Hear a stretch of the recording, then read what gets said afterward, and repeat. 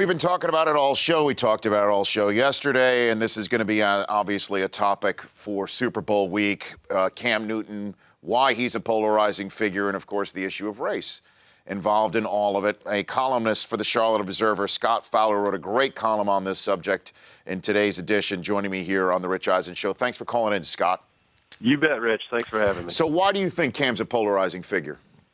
Well, I think for a lot of reasons, and I think what he said in this, what I thought was a very interesting, one of the most interesting press conferences he's ever given yesterday, that people don't really know what to make of him. His quote was, "I'm an African-American quarterback that may scare a lot of people because they haven't seen nothing that they can compare me to." And I think that is correct. I think he is not. He's kind of a transcendent figure, never has one been be known just as a, quote, black quarterback. And people don't know quite what to make of all the celebratory antics and all that stuff. Honestly, I think he brings joy back into a game that sorely needs it. But my email is very divided about him, has been for the last 5 years. So what comes on from the negative side of things in your email inbox? People thinking that, act like you've been there before. Kind of, I would say, the Dick Butkus approach to things. Dick Butkus gave a speech here in October where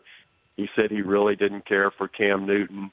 And I think it's that old school, toss the ball to the ref, don't like the Superman, don't like the first down pointing, don't like the photo ops before the game's over, don't like tearing down the Green Bay Packers banner, all that stuff. And Cam, as he said yesterday, stays true to his roots. He knows he can't please all the people all the time and kind of does what he wants. But I tell you what, it's really been working, and the narrative has changed some in the last year or so as they've won more and more often. Scott Fowler has been a columnist for the Charlotte Observer since 1994, joining me here on the Rich Eisen Show, which I started, Scott, in the first hour with a litany of statistics that proves that we haven't seen anything like Cam before.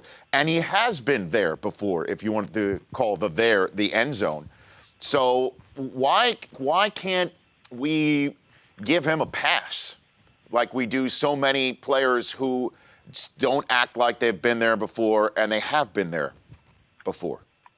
Scott. Well, I think it's to paint with too broad a brush to say no one gives him a pass or no one likes him. Of course, where I live in Charlotte and in the Carolinas, he is adored right now for the most part. But I think in this Super Bowl, he will be very polarizing because he kind of refuses to sort of soften the rough edges that he has. I mean, he does.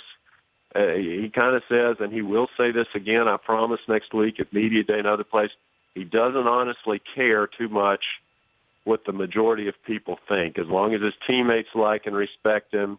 And he does really well with kids, Rich. I've seen him in a whole lot of environments like that. I've never seen an athlete interact with them more easily or genuinely. And if you're a 65-year-old white guy who wishes that he were more like Peyton Manning, he's not going to try to please you. He really isn't. So I like to use the word genuine. So many people, I've heard my email inbox, my Twitter feed thinks that his exuberance, the smile, that was even part of a very controversial pre-draft scouting report on Cam, that it wasn't a genuine smile. What can you tell me about that? What do you say to people who think it is not genuine, Scott? Well, there's no doubt it's genuine. I've seen him for 5 years now, Rich, and the guy has a dazzling smile, and he uses it a lot. Really, the Ode to Joy is kind of his operatic theme, if you will. I think he's just a guy who exudes charisma, exuberance. Does he cross the line sometimes? Sure he does. I mean, sometimes he's done stuff that I thought, well, you shouldn't do that. And number one was fighting with Josh Norman in training camp. You can't do that. If you're the franchise quarterback, my goodness. I was 5 yards away from when that happened, and he was in the bottom of a pile of teammates. I mean, that could have wrecked the season before it ever started. But in general, the guy plays the game in a way I think is very, very attractive, in a way that really more people should play it.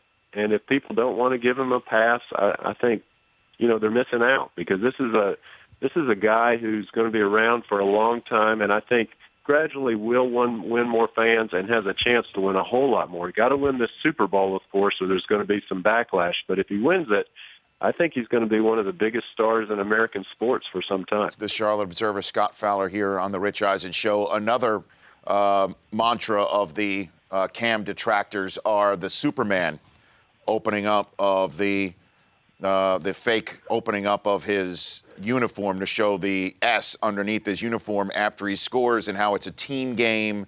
Shouldn't all be about you, even though he does score more often than not. Do any of his teammates, or did it used to rub any of his teammates the wrong way, and winning is a deodorant for any of that, Scott? Well, I will say in his rookie year, Rich, he was pouty after losses. There was probably some faction of the team who didn't like the fact that, for instance, he went in the weight room sometimes by himself instead of with a group.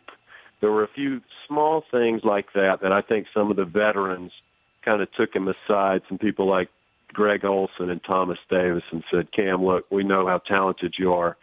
To lead us, you need to do this, that, and the other. And he has really taken that to heart. He will tell you he hasn't changed at all since Auburn. I will tell you he has. He has matured, although he doesn't like to hear that. He wants to say he was exactly the same this whole time. But honestly, everyone matures from age 21 Sure. to age 26. But he does bring up the car flipping moment from last year as a watershed, life-affirming and changing moment for him. And to be honest with you, they've lost only 2 games since that happened. I know, it's crazy. That happened right in front of our Charlotte Observer building, Rich. I mean, literally 40 yards away from it, maybe. And and he was even smiling after the wreck, although he was in pain. But Ron Rivera, I think, said when he saw the picture, which one of our Observer photographers took of him smiling, he knew that everything was ultimately going to be okay. And I think that was a moment like anybody who has a near death experience in that car. My goodness, his truck flipped and flipped on that thing. That, and also, honestly, I think becoming a father during the season.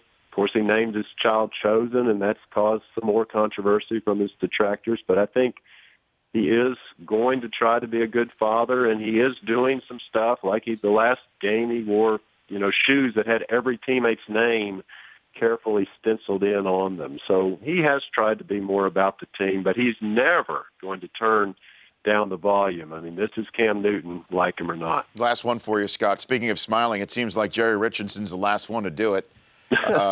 He did, however, he is sending every single employee to Santa Clara, correct? He's doing that? That's correct. And the guest, yeah. +1. No kidding. +1, exactly. Wow. Yeah. I mean, that is... You got to like that. He did the same thing, Rich, a dozen years ago. And I mean, they haven't said how much that costs, but that's got to be into the 7 figures. Mm-hmm. And is he going to smile at any point? He dabbed once in the post-game locker room and smiled then, but it's not his natural expression. But I think if they win, yeah, big smile from the big cat. Scott, thanks for taking the time. Again, great column. Great column. Thanks so much, Rich. You bet. That's Scott Fowler of the Charlotte Observer. The Rich Eisen Show, weekdays at noon Eastern. On Audience.